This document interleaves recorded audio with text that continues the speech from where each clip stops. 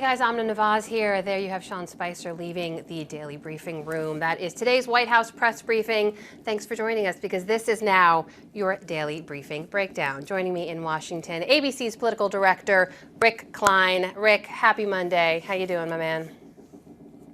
Spicer back day. I took a day off on Friday, and the whole world seemed to notice.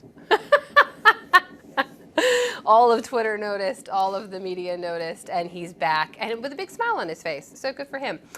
Listen, we got to talk about the big story breaking today. We now know then President Obama, in his meeting with then President-elect Trump back in November 10th of 2016, warned him against hiring General Mike Flynn, who Trump later went on to name to be his national security advisor.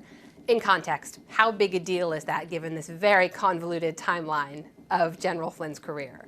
This is a fascinating new vein to this story because the Trump White House has been arguing that it's essentially the Obama administration's fault that they went ahead and hired Michael Flynn. Of course, that ignores the fact that President Obama fired him from his job at the Defense Intelligence Agency and had warned privately, now we know, about him. That's what this new wrinkle is, that we now know that in that 90-minute or so conversation, two presidents, the outgoing and the incoming president, just 2 days after the election, we now have confirmed from both sides, the Obama side as well as the Trump side, that at that meeting, President Obama made it clear that he did not think that Michael Flynn should be named to the Trump administration.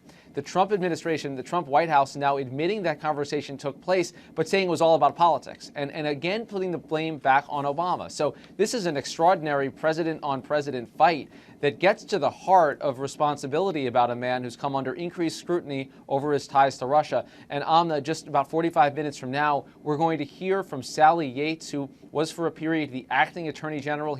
She was fired by President Trump, but not before she warned President Trump about Michael Flynn. So the timeline of that warning and the substance of that warning about those contacts with the Russians will be fascinating. This is, though, 2 months before that. This is before that information about contacts was known.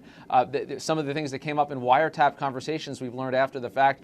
All of this has come into view now, and you know now that President Obama made it clear during that meeting where they had a lot of things on their plate. He goes out of his way to say that he doesn't think Michael Flynn should get the job. Of course, Trump hires him anyway. Well, here's a couple of key points on the timeline, too. And let's just point out what Mr. Spicer said during the press briefing when asked about it. He said it was true that that Obama had warned Trump, and he said he made it clear he was, quote, not exactly a fan of General Flynn. So that's what we understand the nature of that conversation to be, according to the White House right now. But here are the two key kind of timeline points. It was spring of 2014 when the Obama administration fired General Flynn. Back then, they said it was for insubordination, that he wasn't listening or following the directives of his superiors. It wasn't until April 2016 that his security clearance was re-upped, and that's what President Trump is saying was the justification for his being later hired. Sally Yates is testifying today, so where is she going to be filling in that timeline? Well, a couple of key points here. First, she'll be asked, I am sure, whether any concerns about General Flynn surfaced before the election, because we're talking about the pre-election period. What Sally Yates warned about was about contacts that happened during the transition period. That's when we now know that Michael Flynn was talking to the Russian ambassador several times, and that's the conversation that ultimately got him fired, because he misled the vice president about that conversation. That was the straw that broke the back and got Michael Flynn out of a job. So what Sally Yates was concerned about, was it something that predated the campaign? Was it something from that transition period? Was it something that goes back further than that? We know that General Flynn was active in engaging with Russia, took a now infamous speaking engagement, a $75,000 speech that he gave to the propaganda organization, Russian propaganda organization RT. What was known about that, and were those concerns conveyed specifically to President Trump? Again, I find it extraordinary that in the first meeting between the outgoing president and the president-elect, just 2 days after the election, of all the things that President Obama could bring up, he brings up specifically concerns about Michael Flynn. We don't know the specifics, we don't know the tone, we don't know how much he dwelled on it, but we now have the White House confirming that that came up, and still that was not enough of a warning sign for the incoming administration, for the incoming Trump folks to say, maybe this is a guy that we should check out some more. They're coming back to the pro forma review, security review that renewed his clearances in 2016. That's not how it works. You do a full vet, you look into a lot of things about someone, not just whether they're qualified to keep their security clearances, or at least that's what usually happens. It seems that process not followed in the case of General Flynn. Okay, so Sally Yates, the former acting attorney general, is going to be testifying today for the first time, right? The Senate Intelligence Subcommittee, or sorry, Judiciary Subcommittee. Here's the question here. The president has now been tweeting about this. We know he's going to be watching, I'm sure. And he tweeted specifically about Sally Yates this morning about something that seems to be unrelated, but let me just read it to you and get your take. He said, ask Sally Yates under oath if she knows how classified information got into the newspaper soon after she explained it to White House counsel. Sean Spicer was asked about it, and he said the tweet speaks for itself. What's your take?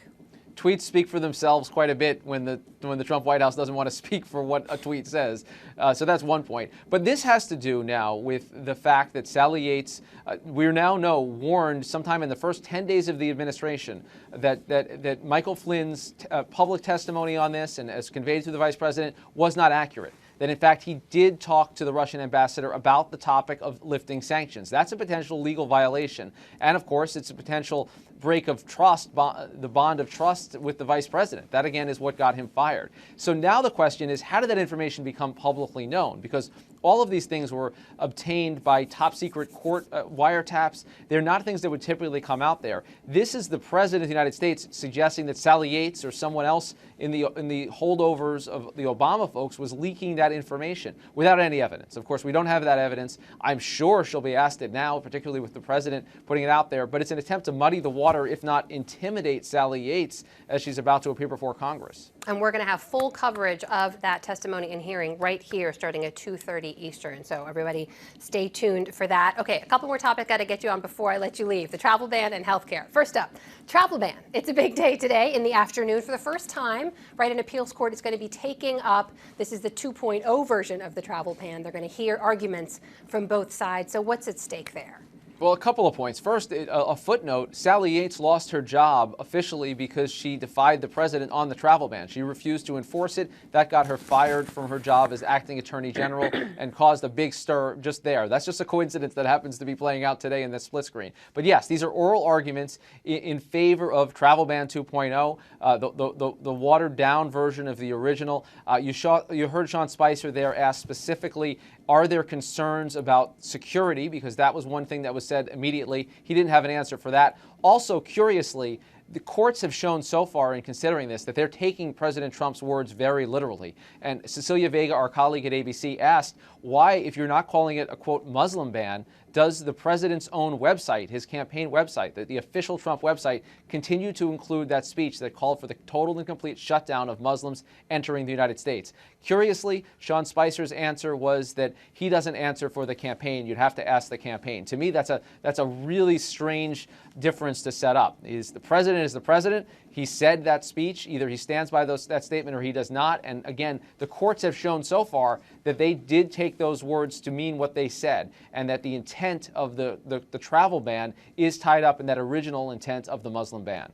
And just to point out, that is just one of two appeals processes that are going on right now. And you can always go to abcnews.com to get the latest on that. Rick Klein, healthcare.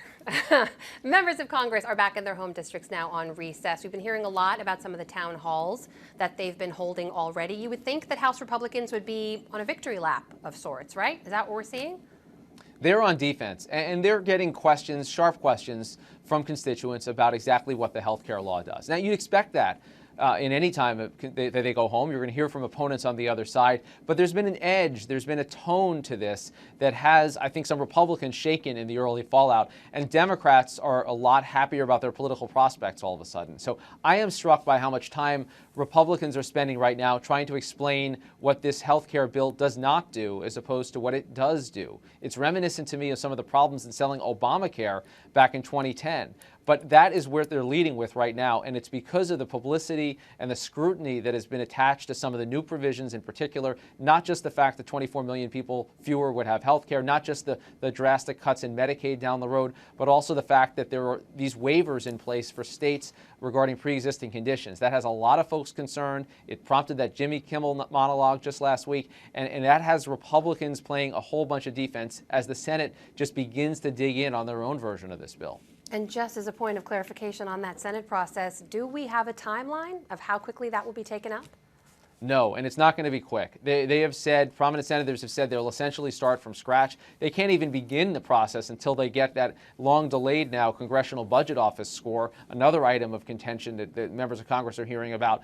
There are congressional recesses coming up, and they're going to start the committee process from the beginning. They have a working group of about a dozen senators. Some have pointed out they're all male senators who are beginning that process, but it is going to work on their own pace. It's hard to imagine that this happens any time before the summer recesses. I would be very surprised, especially given the other balls in the air around the budget, around now tax reform, that the Senate is going to tackle this anytime soon. All male senators, ain't that a thing? Rick Klein, always good to talk to you, man. Happy Monday. Thanks, Amna. Happy Monday to you. All right, guys, thanks to you for watching as well. Remember, stay with us here at 2:30. We'll have full coverage of former acting Attorney General Sally Yates' testimony before a Senate committee. Join us here. For now, I'm Amna Nawaz, and I'll see you back here soon.